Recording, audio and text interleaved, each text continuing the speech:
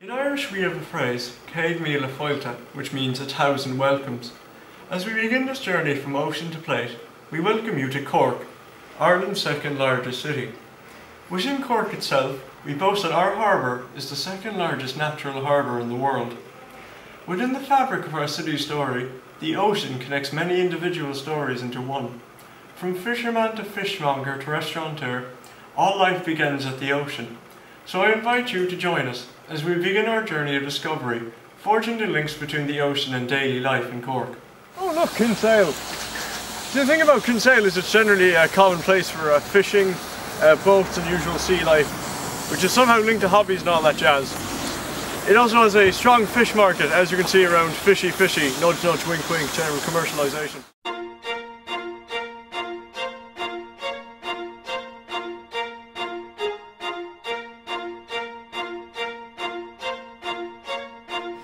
We're here today with Mário from, he's a chef from Fishy and he's going to answer a few questions for us. Hello Mário. Hello, how are you?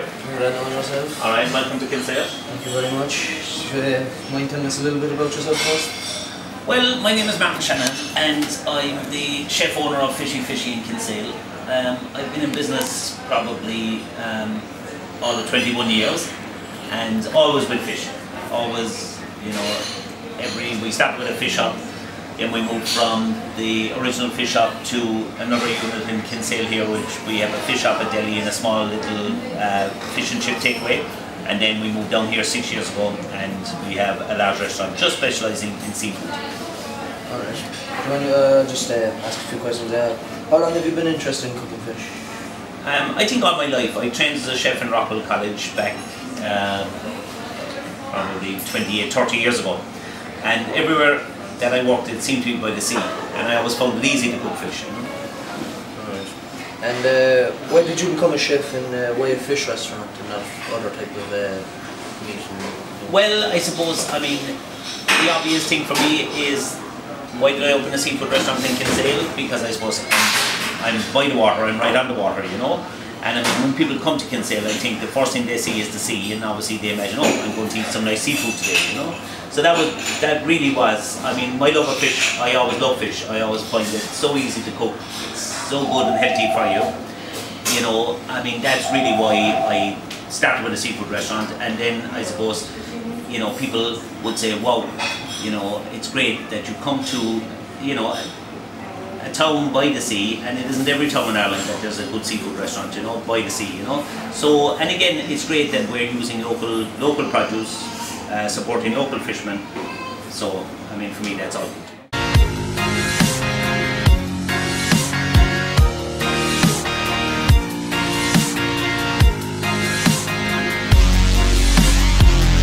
Are your fish in this restaurant sourced locally, yeah? Yes, yeah.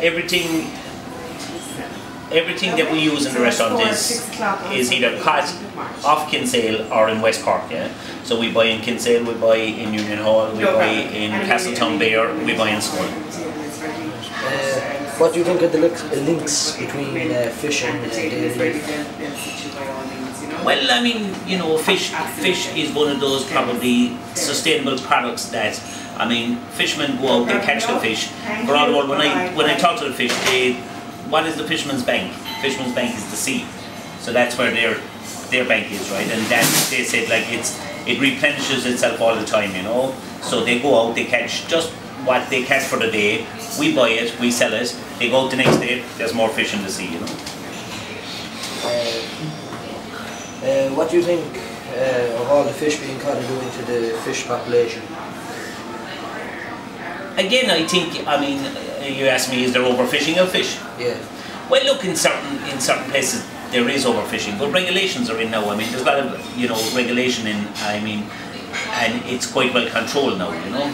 So, I mean, fish, different areas in the sea are given a break, yeah, and then the fish get time there to breathe again, you know, and to come back. So I would say, look, I mean, talking to fishermen again in the last couple of years, like guys have said to me in Castletown Bear, they've never seen so much hake in the sea as they've had in the last couple of years. So, I mean, that's a great indicator. The same with cod. I mean, cod stocks seem to be back as strong as they ever were, you know.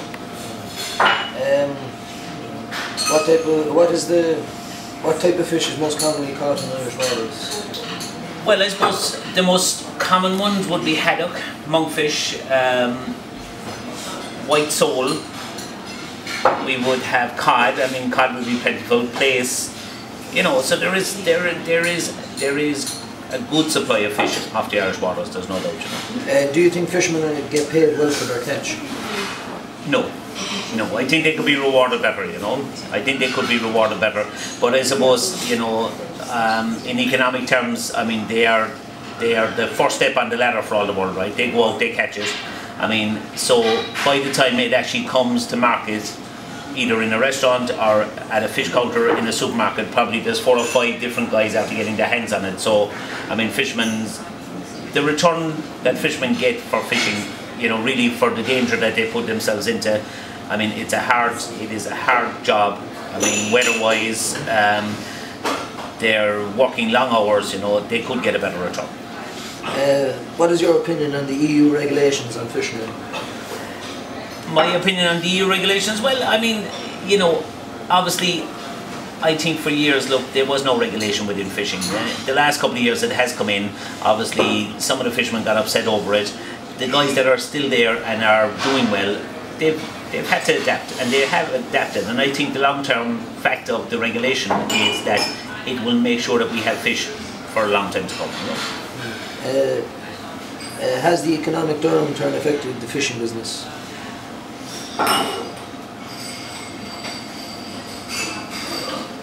Hard one to say. I think I suppose in the home market, I mean, because it tends to be an expensive commodity, it's not consumed as much as it used to at home, yeah?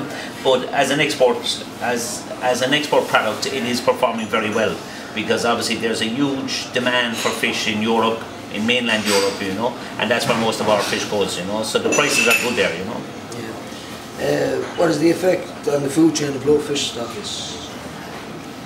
The effect on the food chain, low fish stocks, I suppose.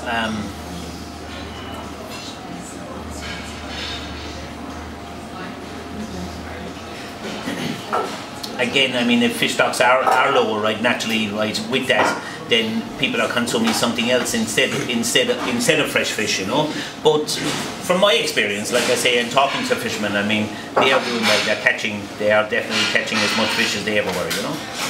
And my final question is, if you have to say one final comment about the ocean and how it affects your daily life, what would it be? Well, I suppose if I didn't have the ocean, I wouldn't be in business. You know, because like would I want to do in a different restaurant, or would I want to open a steakhouse, or no, I don't think so, you know. So look, I mean, the ocean is very important to me, you know. Thanks very much.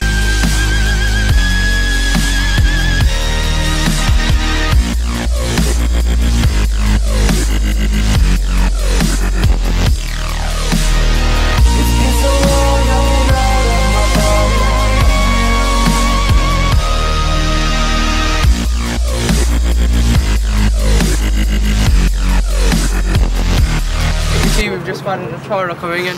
We're going to go over now and have a look to see if the fisherman will talk to us. What are the dangers of being a fisherman? Well, especially if you're walking by yourself, there's a big danger. A lot of fellas being lost off the fishing boats. You're supposed to legally wear a life jacket at all times, which I haven't decided I wear one. I just took it off while I go. Because if you fall over the side, the life jacket will at least float you. You can be picked up and you might be dead, but at least you'll be picked up. So your family aren't going to be waiting for 7 years to get a death certificate. So you always make sure you wear a life jacket. So I've made my living at fishing all my life, about 40 odd years. You have to be extremely careful. You respect the sea. If you don't respect it, get off. You have to show respect for it. When the gale of wind, you have to know when to come in. How long more you can stick it out. So it's bit under pressure on it.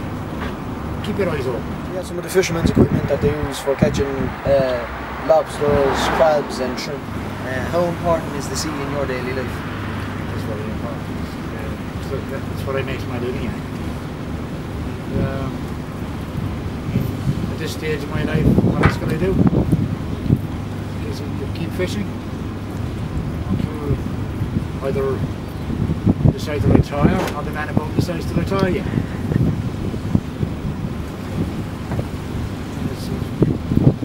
It's very important. Once you respect it. Thanks very much for your time. You're welcome. Thanks, great. The English market is the oldest of its kind. It first started trading in 1788, 80 years before Bucharest and Barcelona. The market has proved resilient down through the centuries, surviving recessions, famine and revolutions. With 121 stalls trading inside the English market has continues to play a vital role in creating links between the ocean to everyday life, offering a variety of fish stalls selling the finest fish to the locals. There's Pat O'Connell, one of the fishmongers at work. Let's go talk to him. Hello, we're here today with Pat O'Connell, who owns his own fish shop there. We're going to ask him a couple of questions. Hello, Pat. Good morning. How are you today? I'm fine, now yourself? He's highly photogenic, level inside the country. Would you like to tell us a little about yourself and your family involvement in the English market? Next year we'll be 50 years here, so That's a lifetime. I'm third generation. Second generation here, but we had a business outside of the market at one stage, so third generation fish, so they're a long time. What makes your stall in the English market unique? Me. It's the biggest camp in the world. Yeah, I suppose, you know, as well as doing the best fish in the country, we have a bit of a crack and we have a bit of a laugh, and that's what it's about, that's what the market is about, it's a sense of fun, you know. Do you offer many different types of fish for sale? At the moment we carry about 60 different varieties. We also do prepared stuff then, like fish cakes and fish pies and all of that. So, about 80 lines on, you know. Is your fish sourced locally? About 60% of it. Some of it we can get local, so we have to bring it in like sea bass. We have to import it because it's protected. About 60%, 65% is local. The English market offers fish from a few different stalls. Is there healthy competition between each stall? Fish in there.